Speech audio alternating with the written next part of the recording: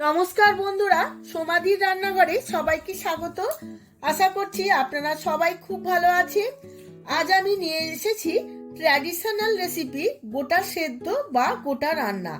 এই গোটা সেদ্ধ সরস্বতী পূজার দিন রাত্রিরে শ্রী পঞ্চমীতে রান্না করা হয় আর পরের দিন সকালে শীতল ষষ্ঠীতে খাওয়া হয়। আজকের এই রেসিপিটি নিয়ম অনুযায়ী আমাদের মা ঠাকুমা বা শাশুড়ি মার হাতে শেখা। খুবই অল্প সময় ও অল্প মশলা দিয়ে আমি আজকে আপনাদেরকে শেয়ার করব এই রেসিপি। সম্পূর্ণ ভিডিওটি দেখার জন্য অনুরোধ রইল। আমার চ্যানেলে নতুন বন্ধুদের কাছে অনুরোধ আমার চ্যানেলটিকে সাবস্ক্রাইব করার জন্য, আর ফেসবুক বন্ধুদের কাছে অনুরোধ পেজটিকে ফলো করার জন্য। চলুন দেখে নেওয়া যাক রেসিপিটি। গোটা সেদ্ধ বা গোটা রান্না করার জন্য আমি এখানে নিয়ে নিয়েছি শীষ পালং, একটু শক্ত দেখে নিয়েছি, বড় বড় করে কেটে নিয়েছি।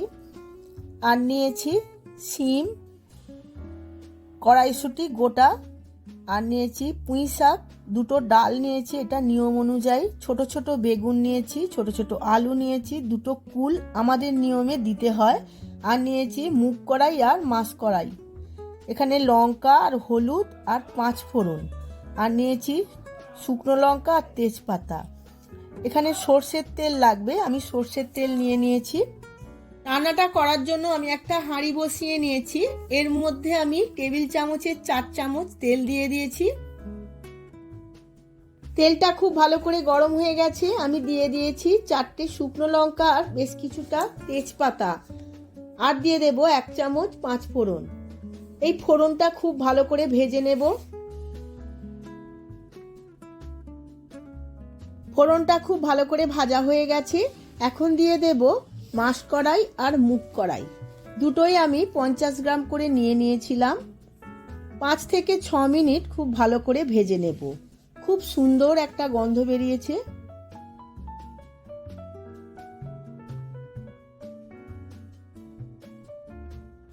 এই সমস্ত উপকরণ ভালো করে ভাজা হয়ে গেছে, এবার দিয়ে দেব ছোট ছোট আলু।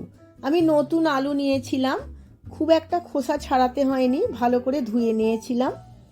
এখন আলুটাও আমি এই উপকরণগুলোর সাথে ভালো করে ভেজে নেব, তারপর এক এক করে সমস্ত সবজি দেব। আলুগুলো আমার ভাজা হয়ে গেছে, এবার দিয়ে দেব রাঙা আলু আর গোটা গোটা শিম। অনেকের বাড়িতে অনেক রকম ভাবে গোটা রান্না হয়, আমি আমার বাড়িতে যেই রকম গোটা রান্না হয় ওই রকম ভাবেই আপনাদের কাছে শেয়ার করছি।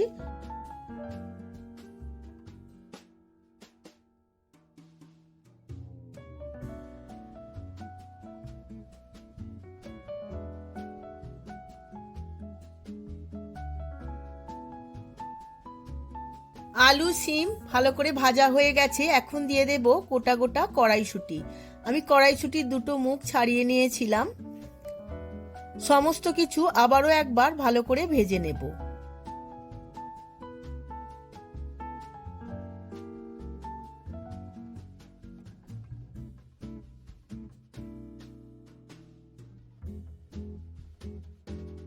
এবার দিয়ে দেব দুটো কুল, নিয়ম অনুযায়ী দেব, আর দেব দুটো পুঁই শাকের ডাঁটা। এবার এই সমস্ত কিছু আবারও একবার ভালো করে ভেজে নেব।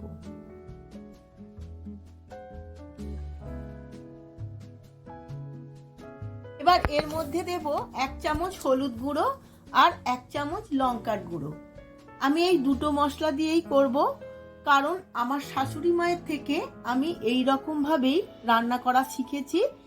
গোটা রান্না বা গোটা সেদ্ধ অনেকের বাড়িতেই অনেক রকমেরই হয়, আমার বাড়িতে এই রকম ভাবেই হয়, আমি তাই এই রকম ভাবেই আপনাদের কাছে শেয়ার করছি।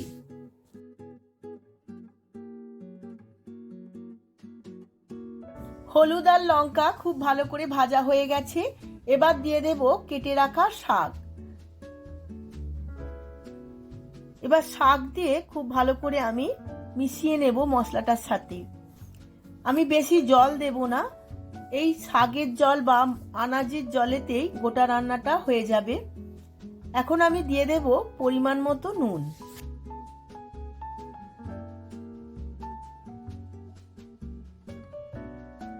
নুন দেওয়ার ফলে শাক থেকে অনেকটাই জল বেরিয়ে যাবে। এবার ভালোভাবে নেড়ে নিয়েছি। এবার চাপা দিয়ে 5 মিনিট সেদ্ধ হতে দেব। 5 মিনিট পরে আবার চাপা খুলে একটু নাড়াচাড়া করে নেব। এবার ছোট ছোট গোটা বেগুনগুলো আমি এর মধ্যে দিয়ে দেব।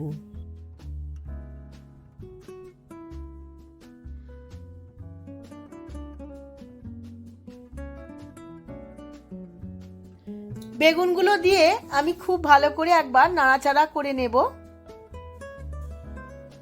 আবারও একবার চাপা দিয়ে 10 থেকে 15 মিনিট লো ফ্লেমে সেদ্ধ হতে দেব।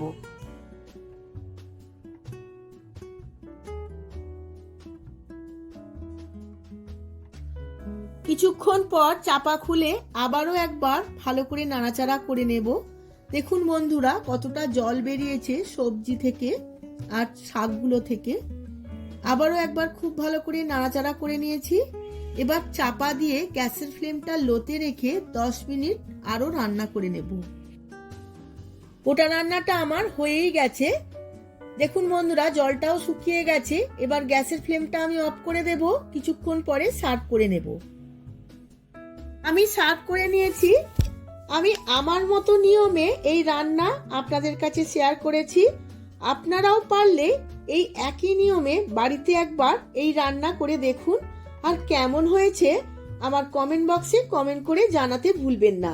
ভিডিওটা যদি ভালো লেগে থাকে ভিডিওটিতে প্রচুর প্রচুর লাইক, শেয়ার, কমেন্ট করবেন।